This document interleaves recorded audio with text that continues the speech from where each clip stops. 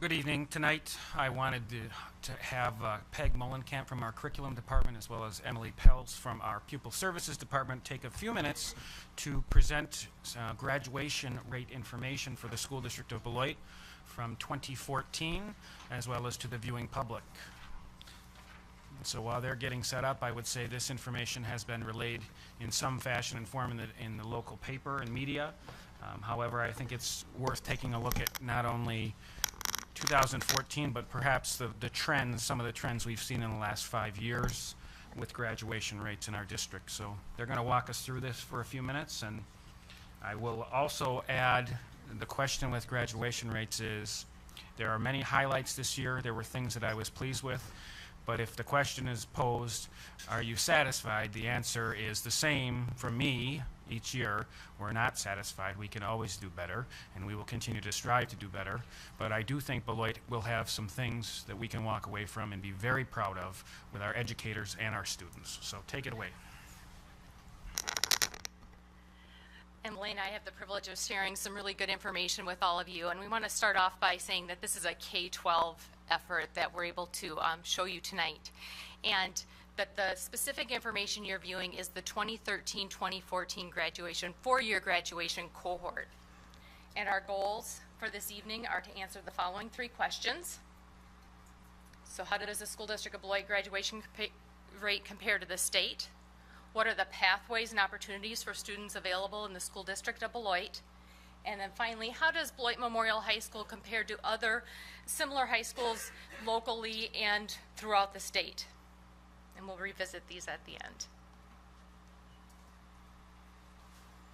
Okay, so we are going to begin by looking at some demographic data. On this graph, you will see that the blue is the state graduation rates, and as you can tell in the trend line in the first graph, that line has been staying consistent in over the past 5 years. And then the orange line represents our district data, and you can see that we are making steady progress towards closing the gap.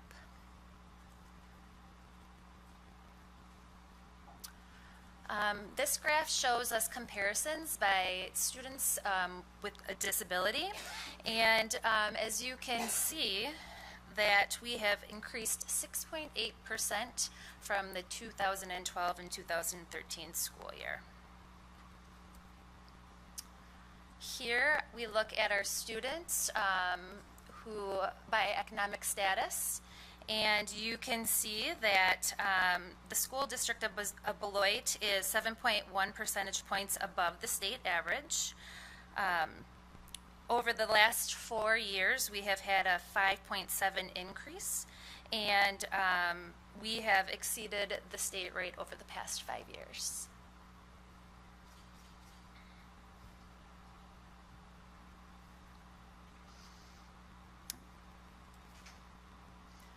Next, we will look at comparison by ELL status.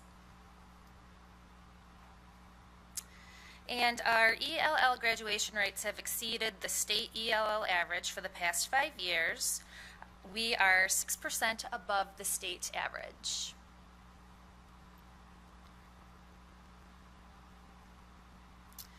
Next, we have a breakdown by gender. Oops. And you will see that our female graduation rate percentages have been consistent for females for the past 5 years. And for our males, we have increased 16.9% from last year.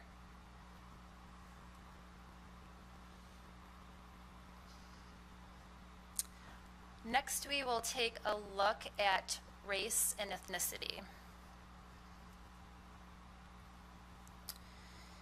And our students of color have exceeded the state average rates for the past 5 years. If you look at the Black or African American graduation rates, we have increased 6% from last year and are 20 percentage points above the state comparison rates. When we look at our Hispanic and Latino population, we have increased 7% from last year and are 8.9 percentage points above the state comparison average. And then finally, when you look at our white students, we have increased 3.9% from last year.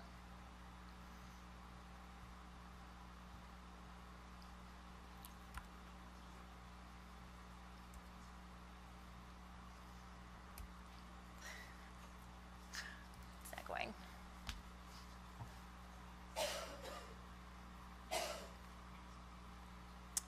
Okay, so we have several pathways to graduation. First, I'd like to highlight our school entities, which include Beloit Memorial High School, RCAA, BLA, and Beloit Virtual Academy. And then within those entities, we have several programs that create pathways to graduation. One of those programs are the GEO2 program, and this program allows students to take the GED test and complete their high school graduation requirements to obtain their high school diploma. We have the Fresh Start program, which is a program through Community Action in which students participate in trades training and complete the required coursework for high school graduation. We have our Youth Challenge Academy, which is an alternative program for at-risk youth that teaches its students key character traits and allows students to complete their required high school coursework. We have our School Age Parent program, which allows our teen parents an alternative pathway to graduation. And then we have our Beloit Alternative program, which is an educational program for our expelled students.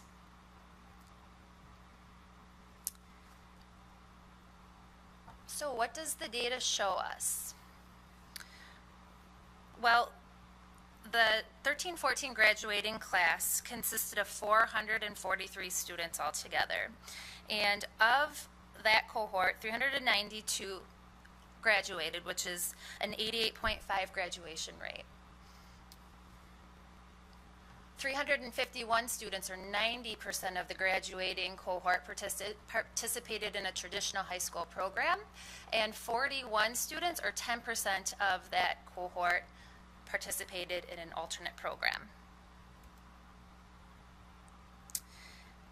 And of those students who participated in an alternative program, this is the breakdown of their demographic information. So 95% of them were economically disadvantaged, 10% of them were students with disabilities, and 5% of them were ELL, 41% were female, and 59% male, 37% African American, 17% Hispanic, and 46% were white students. And when we look at our overall demographic data for that cohort, the numbers are really aligned with what we have presented here, with an exception of the subgroup economically disadvantaged, in which we have 63.5% economically disadvantaged for the entire cohort, but out of that 41 students that were represented, 95% of them are economically disadvantaged. So Peg is going to tell us how BMHS graduation rates compare to similar schools in the area. So I'll take a moment to address this third point, and we always wonder how are we doing to districts in our area and also like in similar districts. So we took the information for Beloit Memorial High School, Janesville Parker, Kenosha Bradford, Madison La Follette, and Racine Horlick, so that we could compare to those other buildings. And we'll look at the data two different ways. First, I want to give you a snapshot of what are the demographics of their 12th grade, their same 13-14 cohort, and then after we get a snapshot of their students, then we'll look at their, compare the graduation data. Okay, so remember this is just a snapshot of 12th grade, 13-14 cohorts across the 5 schools. And for our purposes, we're paying attention to Beloit Memorial. It's in yellow. Try as I may, I couldn't get it to be purple, so we're going to go with Wise-yellow here. This is total enrollment for that 12th grade cohort, with Horlick having a significantly higher number of students than the remainder. This is a breakdown by disability status. And I always find that it's looking at the percentages helps. So where do we fall in comparison? And Beloit Memorial is 14% students with disabilities, which is bottom two lowest percentages of the 5 comparisons. By economic status, so students who qualify for free and reduced lunch. Here's the breakdown. Beloit Memorial, 56% free and reduced lunch, which is the second highest, with Horlick being 62%. And again, this is not the graduation rate, this is just student population. Breakdown by ELL, our English language learners. Beloit Memorial, 4%, second lowest compared to Parker. By gender, pretty even across all. Race, ethnicity, and this will answer your question, Dennis. Beloit Memorial, 22% of students African American, 25% Hispanic, 50% white. And we do see that there's very small numbers of students in the American Indian, Asian, Pacific Island. They don't report out as much information when there's not a big enough pool. So the main 3 categories are what we're looking at for our purposes today.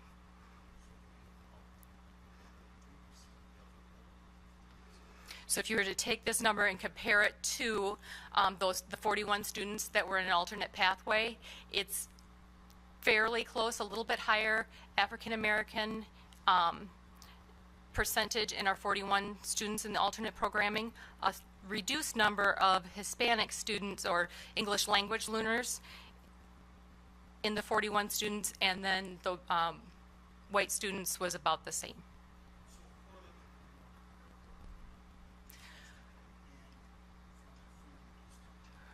Horlick is probably the closest apples to apples if you're looking overall, if you're looking at all categories, yes.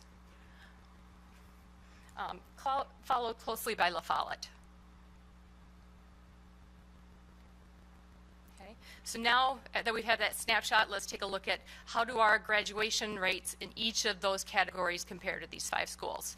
And again, for our purposes, we're looking at the yellow for Beloit Memorial High School, and you'll see that the graduation rate is 91.2, and the state overall graduation rate was 88.6.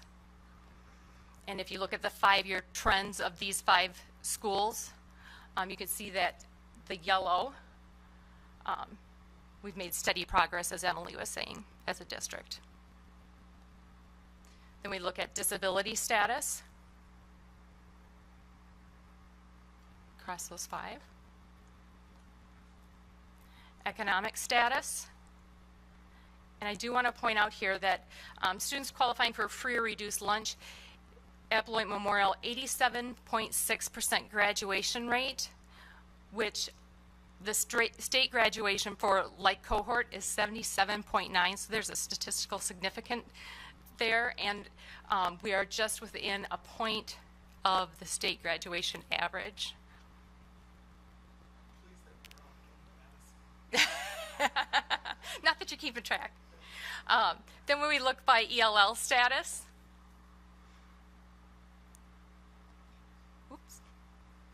and by gender, here we have another statistical significance that Emily had shared with you. Our male students made a huge increase, 16.9% from last year to this year.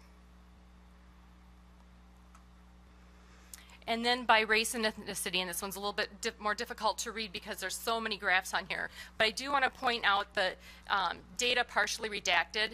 What they're saying there is there wasn't a big enough student pool for certain ethnicities to share in WISE dash because you could expose students when there's such a small number. So it's not to say none of the other schools have an Asian population of students, but Horlick was the only building that had enough students to be able to report out that group separately.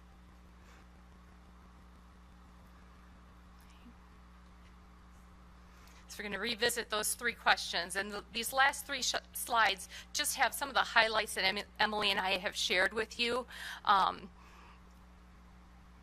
to answer each of these questions. And again, we're seeing a 5-year trend here of increase within our district, which is very encouraging. The school district of Beloit has so many different options to meet the needs of our students, so we're constantly looking at that and adjusting what we do.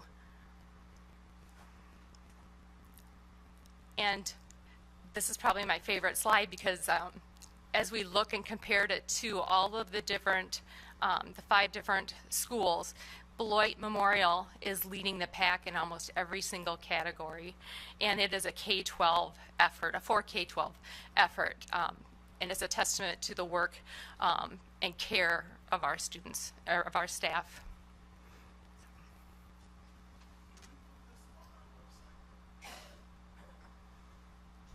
The question was, do we put it on the website? Putting it in a lot of places.